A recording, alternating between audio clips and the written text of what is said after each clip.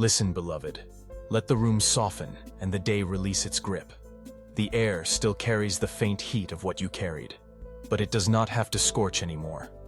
Place the hours on the nightstand, as if they were keys to doors you do not need to open again tonight. You have tried to hold everything together. Now let yourself be held. Hear me first, before the many voices rehearse their arguments. You are held in grace. Grace is not a theory you sign. It is a presence that lifts. It moves like quiet water beneath a boat, bearing weight without ceremony. It is the hand beneath your falling, the cushion beneath your confession, the slow wind that keeps a flame from suffocating. You have mistaken grace for leniency. It is more like oxygen. You breathe it, or you gasp. I do not ration what you require to live. I have watched your courage go out and return like tide. I have seen the way you pretend you are fine so no one must feel awkward around your ache. I honor the kindness in that hiding, and I invite you to a truer kindness. Let the hiding end with me. I do not look away when your love is frayed. I do not measure your worth by your composure. I measured it by my affection before you had words for me at all.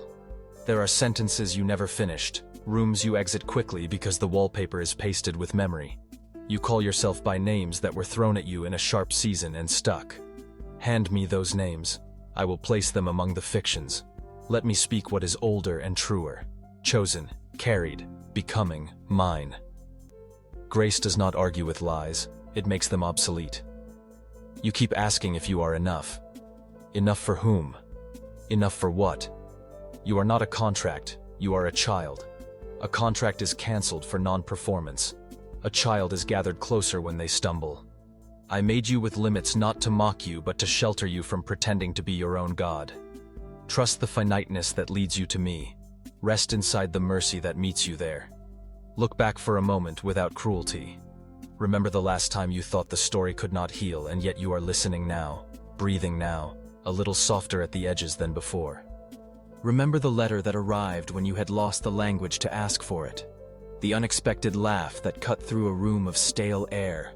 The boundary you honored even while loneliness knocked. These were not accidents. They were threads of grace woven into your hours. Reminders that I have been near, attentive, resolute. You think grace is fragile, as if a hard question might crack it. Ask me the hard question. Ask me where I was when the room went quiet. Ask me why the answer did not look like the picture you drew. Ask me how forgiveness can be honest. I am patient with your inquiry, tender with your ache, fearless about your truth. We will not file your grief under miscellaneous. We will name it and walk through it without losing each other. Let us talk about strength. Strength is not how long you can refuse to cry. Strength is the courage to let tears wash what salt needs to cleanse. Strength is not the rigidity that refuses to bend. It is the rootedness that allows you to sway without uprooting. Grace makes this kind of strength possible.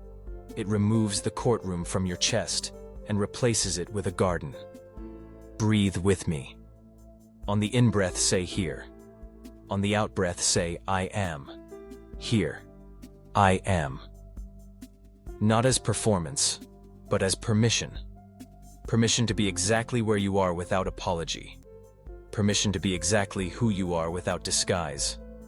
Your nervous system has learned the drumbeat of urgency. I am teaching it the cadence of peace. Let your shoulders listen. Let your jaw unclench. Let the inside of your ribs feel like a door unlatched from within. I hold your past without flinching, and your future without fear. Your past does not disqualify you. It contextualizes your compassion. Your future is not a cliff, it is coastline, and the tide of my kindness keeps returning. Faithfulness is what you will find when you check the shoreline in the morning. Grace keeps the appointments you forget to put on your calendar. You have prayed and wondered whether your words dissolved before they reached me. They did not. I heard what you could not say too. The prayer beneath the prayer, the longing beneath the logic. The ache you disguised as anger, so it would not look like weakness. I am not threatened by the volume of your pain. I translate your sighs into petitions and your silence into presence. My answer begins with me being here. You are learning that confession is not a trap. It is a doorway into oxygen. When you admit what is true about fear, envy, fatigue, desire, you do not unleash a punishment. You release a pressure valve. I do not shame you for being human. I honor you by meeting you here with the medicine of mercy. Healing often sounds like laughter returning and like sleep arriving on time. I am not asking you to pretend that sorrow is small. I am asking you to let it sit at a table where it is not the only guest. Invite gratitude without making it scold. Invite hope without making it brag. Invite memory as a storyteller who has learned to tell the truth. Let grace host the table and watch how none of the guests overtake you. If this whisper steadies your heart and you want others to find their way to this quiet, a gentle way to help is to like this message, leave a thoughtful comment, share it with someone who needs tenderness tonight, and subscribe so you can return to these soft reminders without missing a single one. Return with me to the simple things. Fill a glass and call it provision. Fold the shirt and call it dignity. Send the message and call it courage. Walk to the window and let the city prove it can glow without your supervision. Holiness is not allergic to the ordinary. I frequent kitchens, buses, cubicles, waiting rooms, doorways where shoes pile up, benches warmed by afternoon light. When the accusing voice visits, answer with history. Tell it about the habit that loosened, the friendship that mended, the night you thought would undo you and did not. Tell it about the apology you finally offered and the breath you finally took. Shame is a poor historian. Grace keeps better records and reads them without malice. You are not the sum of your failures. You are the story of a love that would not let go. You worry about time. You thought you would be further by now. Let me teach you to measure differently. I do not grade your life in leaps. I count your yeses. A small yes in a hidden room is not smaller in heaven than a loud yes on a stage. Grace multiplies small obediences into harvests you could not have planned if you tried. There are people along your road who shine like lanterns. Some will walk with you for miles. Some will hand you a light for a single block. Receive them, thank them, and when your hands are steady again, be a lantern for the next traveler. In my kingdom, light does not diminish by being given away. It gathers. You wonder what to do next. Do the next true thing you can reach without contempt for its smallness. Write the line, wash the cup, forgive the name, ask for counsel, honor the boundary, open the window. Futures that look like miracles are usually built from honest inches. I add the horizon, but I ask for your step. When you cannot feel me, notice what returns. The steadier breath. The gentler voice you use on yourself without being told to. The impulse to check on a friend.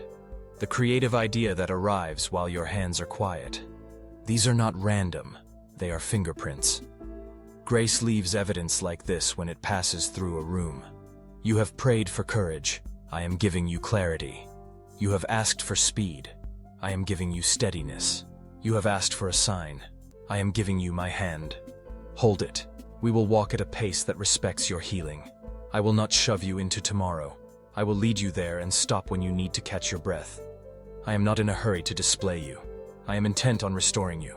Forgive yourself the strategies that kept you alive but no longer serve you. They were teachers. Now they can retire. Forgive the conversation that found the wrong words. Forgive the silence that arrived late. Forgive the fatigue that made you sharper than you meant to be. Forgiveness is not agreement with harm. It is alignment with freedom. Grace cancels debts without canceling dignity. Close your eyes for a moment and picture the shoreline at night. The sea keeps its patient rhythm no matter how the city frets. Your breath can learn that rhythm. In, out, in, out. With each rise, hand me a weight. With each fall, receive calm. You do not have to monitor the exchange. I am faithful treasurer. What you give is not lost. It is converted into strength you will discover in the morning. I bless your rest.